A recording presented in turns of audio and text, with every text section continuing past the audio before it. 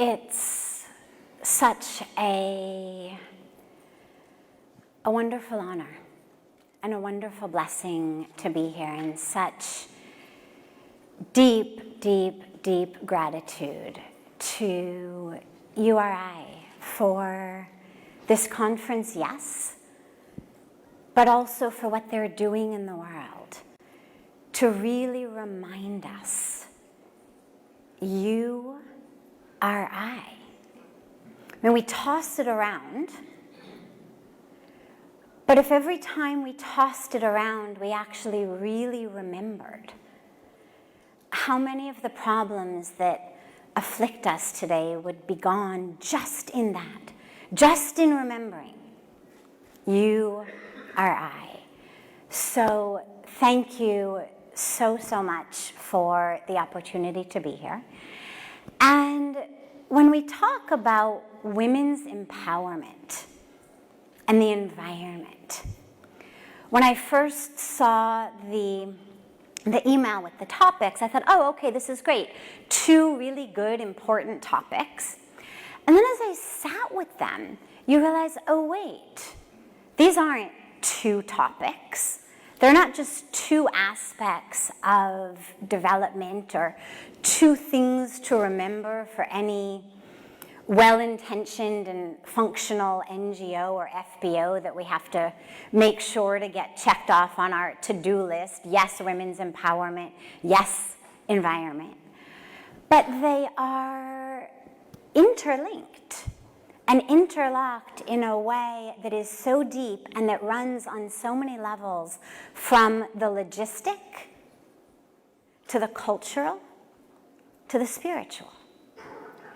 In most of the world's languages that have masculine and feminine properties, nature and the earth are feminine. In the Sanskrit language, the energy of creation, Shakti, that which creates all, that which moves the universe, feminine. That which is created, Shrishti, feminine. Nature, Prakriti, feminine. So that energy, that feminine energy, is the energy of creation, the energy of that which is created, that call to create. Mahatma Gandhi used to pray every day, "Oh Lord, make me more feminine." Why? Not make me more dainty, not make me more ladylike, not that. Make me more feminine, so that I may be more in touch with that energy of creation. And this brings about an important point that is worth mentioning as we're talking about women's empowerment. I don't have time to go into this aspect too much, but it's important to at least mention. When we talk about women's empowerment as the antidote to or antithesis of oppression, suppression, there's 2 aspects of that. One is the suppression and oppression of women, which we know is going on all over the world in a whole variety of places and ways, and we'll talk about that. And that needs to be remedied. But there's also a repression and an oppression of the feminine that doesn't just exist in women, but that exists in men. And the reason that that is equally important to remedy is when we speak about the environment and we speak about the earth, we speak about peace. This is not just a woman's job. This is not about, okay, now how are women empowered going to come together and take care of what women disempowered watched happen. But this is about how together the women and the men connected to that feminine energy are able to bring back a peace in our hearts, in our words, in our actions, therefore in our families, in our communities, in our nations, in our world, and to Mother Earth. The fact that we have used religion, have used some very misconstrued, misunderstood, misinterpreted notion, concept of dominion over the earth as an excuse to pillage her because somehow God has given us the right to do so is not only injustice, but it's sacrilege.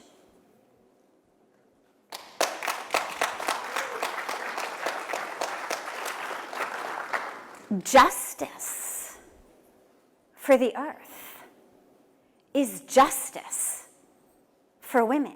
Because that same myth of separation, that same ability to other the other, that same yearning for power that stems from our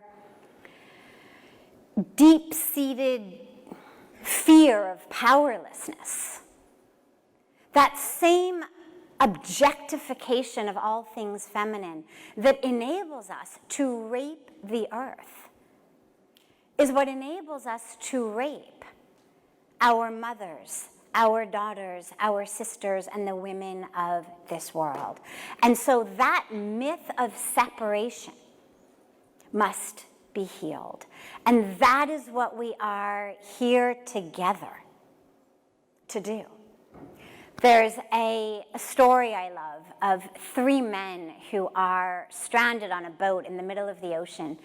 And as people do in any stressful situation, they start to fight. And as a response to their fighting, they decide, well, we will divide this boat into 3 equal parts so that each man can just stay in his own 1/3, and theoretically then we will stop fighting. So they weren't stranded with duct tape, but they draw imaginary invisible lines down the boat, and each man has his own 1/3. A few days later, 2 of the men look over and they notice a leak has sprung in the 3rd man's part of the boat. And they say, "Stop up the leak. This boat's going to sink. We're all going to drown." And the 3rd man says, "Oh, don't worry." He says, "It's only leaking in my part of the boat." And I love the story because we laugh and we realize, of course, that imaginary and invisible lines, or no imaginary and invisible lines, a leak in any part of the boat is going to bring the whole thing down. And yet, as we live in this myth of separation, this myth of othering the other that enables us to oppress and oppress the women and the feminine and the earth, we're all sinking. We're all drowning. As we speak more specifically about women's empowerment and the earth, we have to realize that the way that women are impacted by the environmental crisis is not just logistic, and we'll talk about it. We'll talk about the logistics, we'll talk about water, we'll talk about land, we'll talk about all of that. But it's deeper than that. Women are the earth. We say Mother Earth. We say Mother Nature. Women are the earth. In the Sanskrit tradition, there's a mantra that is recited very frequently that says Vasudev Kutumbakam, and it means the world is a family. But literally what it means, Vasudha, is the earth. And literally what it means is that all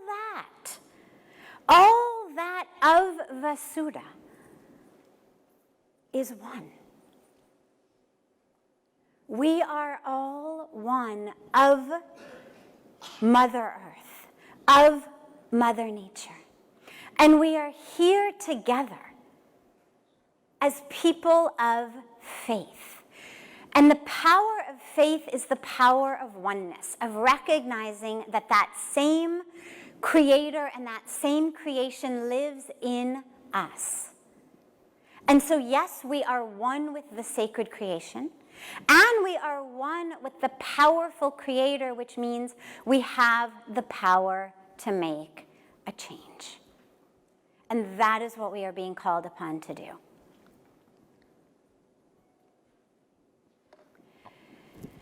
This is Sushila Devi.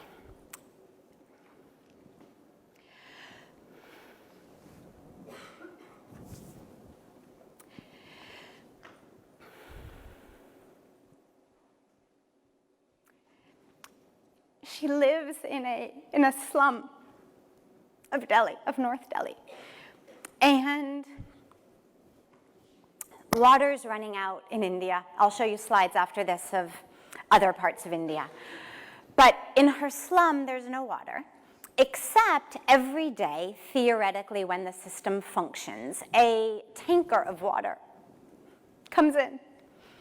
And one day last summer, the tanker came, and they all, you can imagine what it's like. Imagine being thirsty, how excited we are to get a glass of water when it's been half an hour, maybe an hour since we've had one. But nonetheless, that feeling of thirst, that joy of having water. So you can only imagine, I mean, I can't even begin to imagine what that morning began like for her.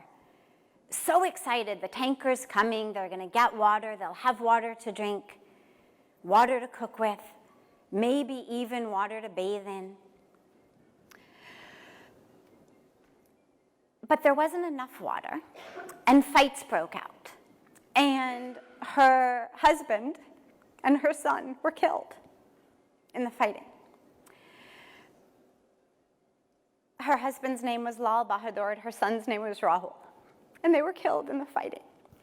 And I share this, there's a lot of stories, I'm only going to tell this one, but I share this because this is the future of what's happening in our world, in this acceptance of the myth of separation. Well, she's different from us, she's separate from us, I can just go out and buy a bottle of water, we're all okay. Only for a very, very short period of time can we live in this myth of separation.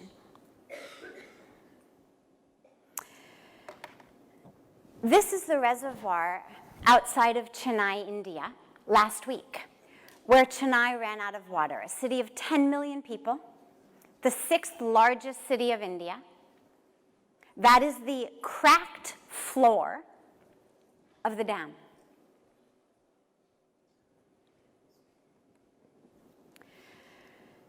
By 2020, which is basically today, 21 cities in India will have no more groundwater.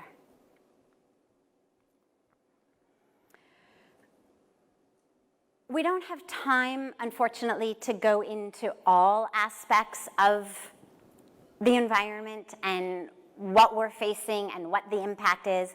I want to walk you through just very quickly a couple of the most dire statistics where we are today.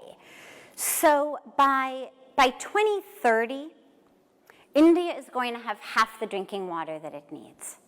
By 2040, and these are UN statistics, these are Niti Aayog statistics, by 2040, the rest of the world will be there. That's basically tomorrow.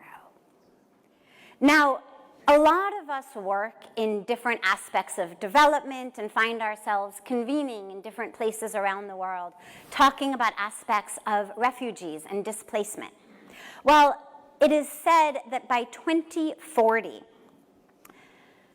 we will have up to 700 million water refugees, UN statistics.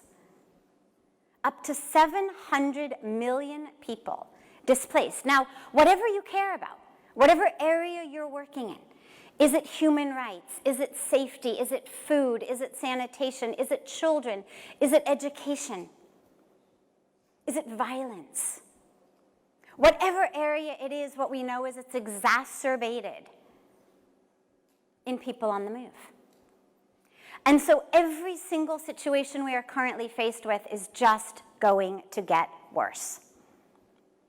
So, walking you quickly through our foundation, our Global Interfaith WASH Alliance is the world's first alliance bringing together leaders of the different religions together for water, sanitation, and hygiene. The work of Jiwa is expanding as we've seen the power of faith to change the way we think and therefore the way that we behave and live and the choices that we make with regard to aspects of ending open defecation, of sanitation, of hygiene.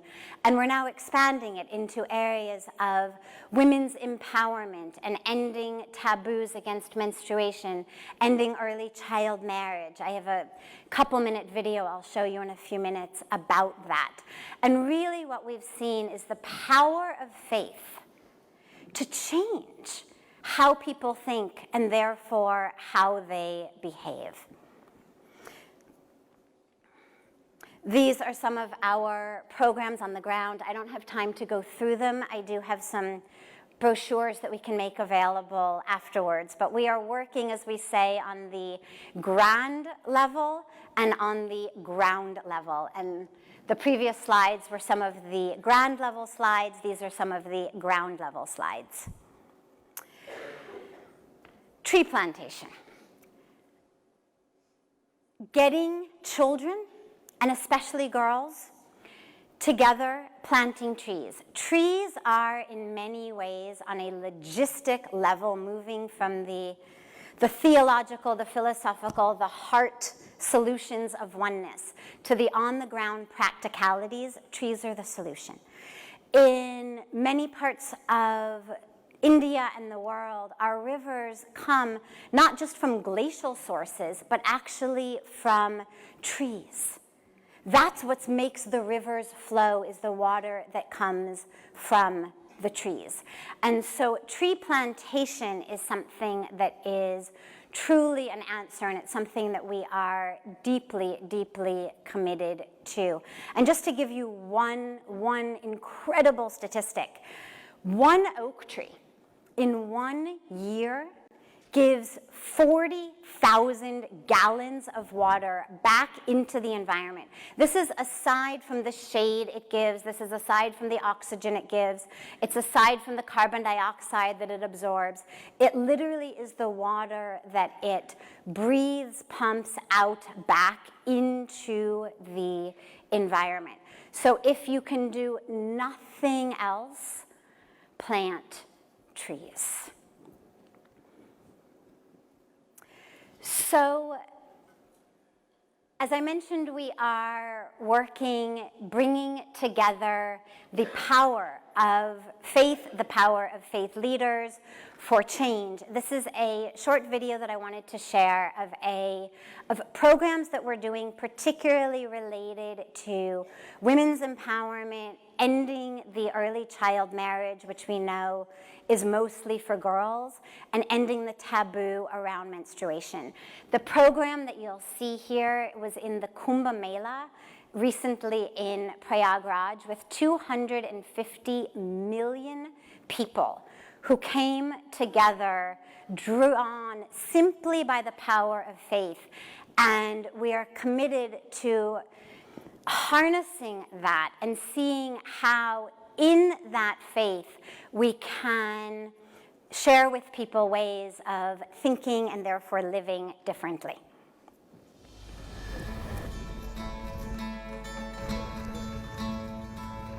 The Global Interfaith WASH Alliance, a unique effort that harnesses the power of faith to bring about lasting change.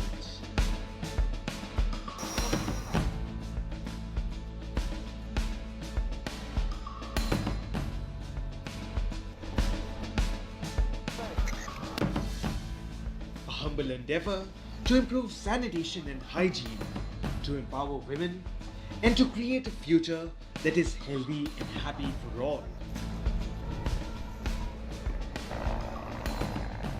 Bharat के ऋषियों के वो संस्कार, भारत की ऋषियों की वो संस्कृति, उसको जिंदा रखने के लिए हमें अपनी मातृशक्ति को सम्मान देना होगा। सच मानिए, नारी को सामान से मत भरिए, नारी का सम्मान करिए। नारी का सम्मान ही उनका सच्चा आभूषण है। Thousands of women, local women, women from villages, girls coming together for a massive program for the equality, for the upliftment, for the actual logistics, the toilets, the education, the hand washing, the ground level and the ground level, to uplift, to change, and to transform the world. Jiva brings together faith leaders, decision makers, and experts, giving a new hope to young girls and women across the world.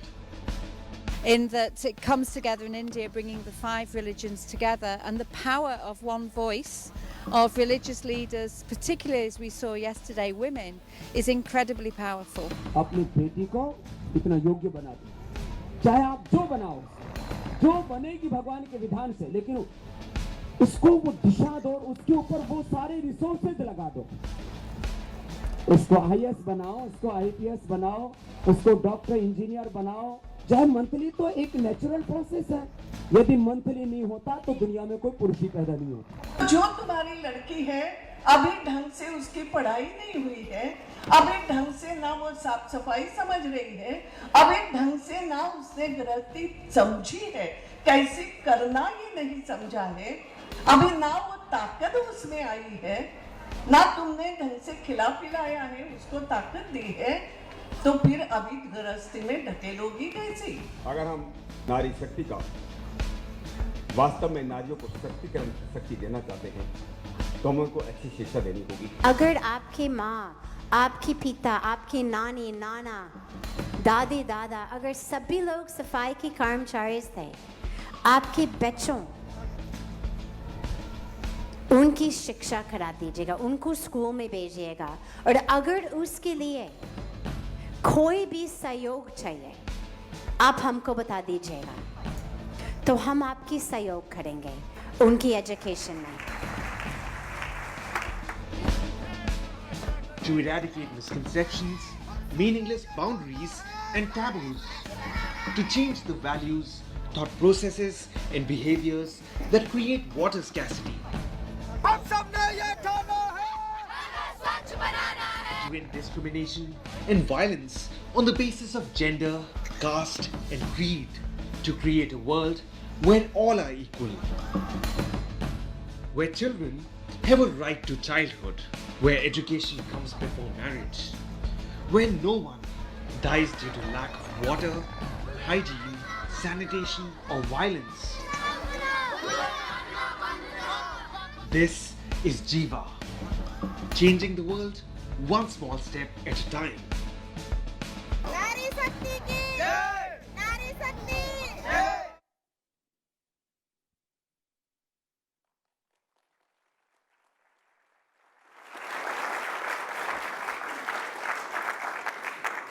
In my last 1 minute,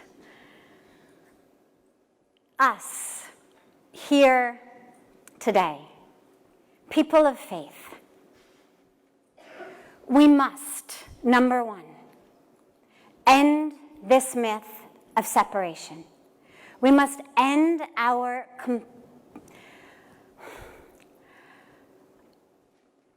complicity with a system that is working to feed us separation on the basis of race, on the basis of religion, on the basis of socioeconomic status, on the basis of color, of culture, of sexual orientation, of gender, of course.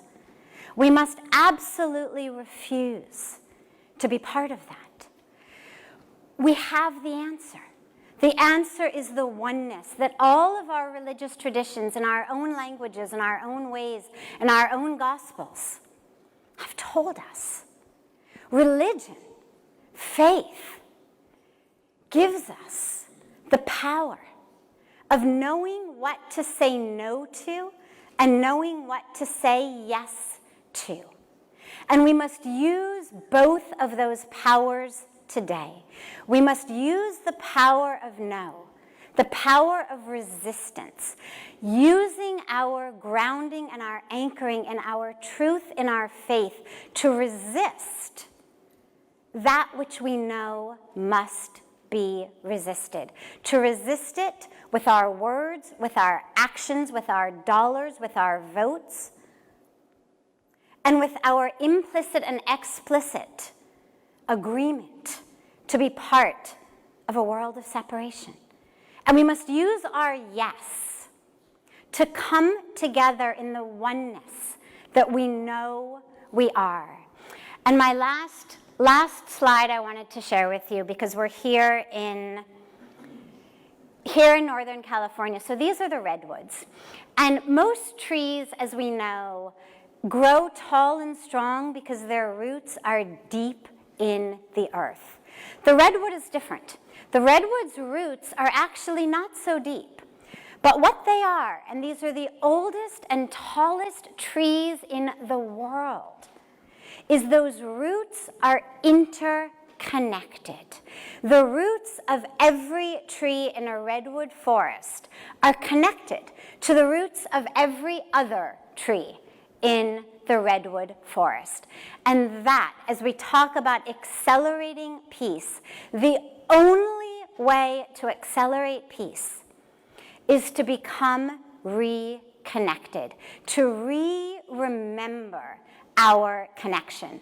And with that, as we close, I would just ask you all to join me and to rise as we are connected, and to raise your hands together with the beautiful inspiration of the redwoods in front of us, and to raise our hands together in a pledge and a commitment that we will not be co-opted into an illusion of separation, and we will stay grounded and rooted and anchored in our awareness and truth of our oneness with all of creation, with the Creator, with everyone and everything. Thank you.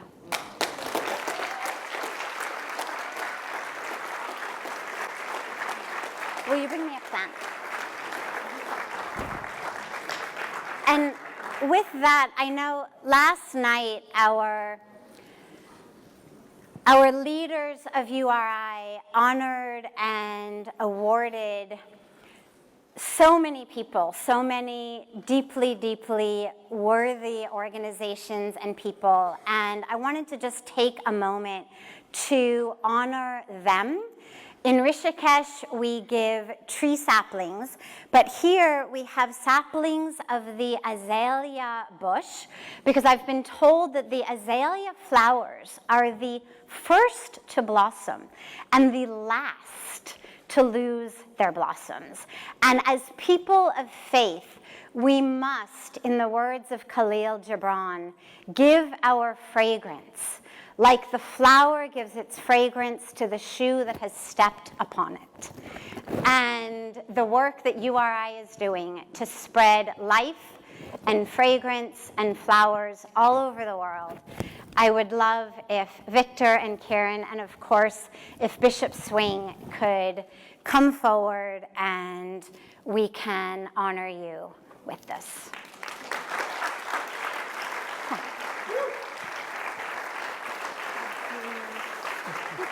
Thank you so much. Thank you so, so, so much.